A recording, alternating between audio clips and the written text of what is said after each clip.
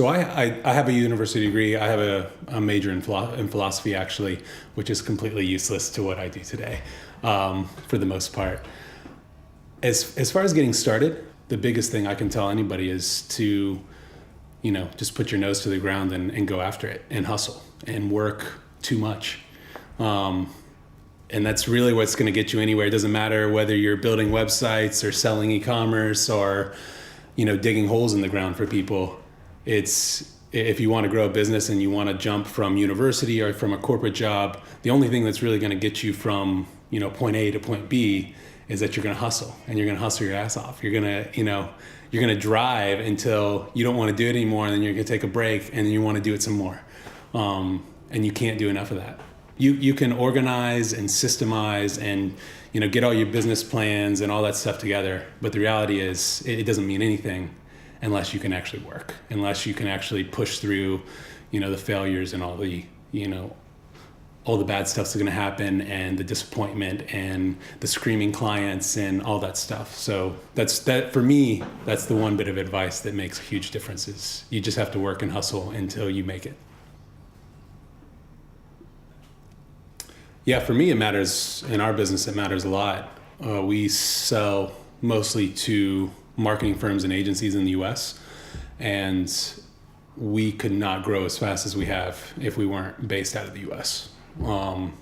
I've lived in other countries, Southeast Asia, South America, and the minute I step out of the country and try to run my business, it does not function the same. Yeah, so I think that location makes a huge difference. And location independence is fantastic, but it's not always realistic when you're trying to match it up with growing a business. So sometimes you have to sacrifice certain elements of that to, expand and grow.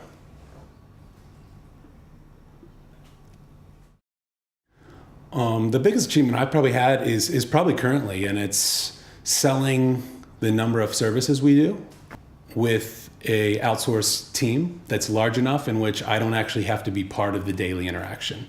So I am no longer actually doing the creation of the services. We're no longer, building websites and, all the details that come along with that. Is we have a process and a system and a full team that handles it for me. So now I can really focus on, building our business and focused on marketing and connecting with other entrepreneurs like myself. But probably what could have got us there a little bit quicker is, to my point earlier, is actually connect with people that have done it before.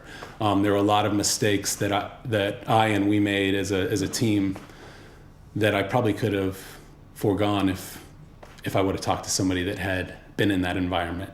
So we had to learn the hard way. Yeah, so I've had three companies. The first one I would consider a failure. So I made money, but it really never went anywhere. It never had any growth pattern. It wasn't sellable. There was no real revenue. It was just time for money. The second company was very similar way. They were both within the fitness industry as well, so a little bit hard to grow big the way I tried. So how I dealt with the failure of those is, again, I had to evaluate, what am I doing wrong? Like, why am I messing up? The real problem with what I was doing wrong was I had no idea what I wanted. No clue. And it wasn't that I wanted a lot of money or successful business. I didn't know who I wanted to be.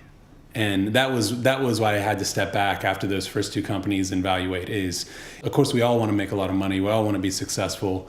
But the thing we tend to skip is, who do we want to be? You haven't figured out who you are. It's really hard to run a successful business.